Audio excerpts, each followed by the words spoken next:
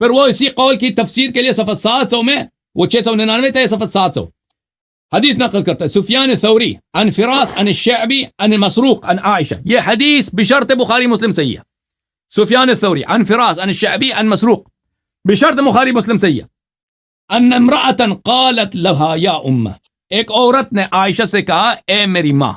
عورت نے کہا، دیکھیں ایک عورت اپنی ماں کا احترام کر سکتی ہے یا نہیں کر سکتی؟ کیوں نہیں کر سکتی؟ دنیا کو پتہ ہے عورت اپنی ماں کا احترام کر سکتی ہے، لیکن ایک عورت کا تصور ہی نہیں ہوتا کہ دوسرے عورت سے شادی کرے.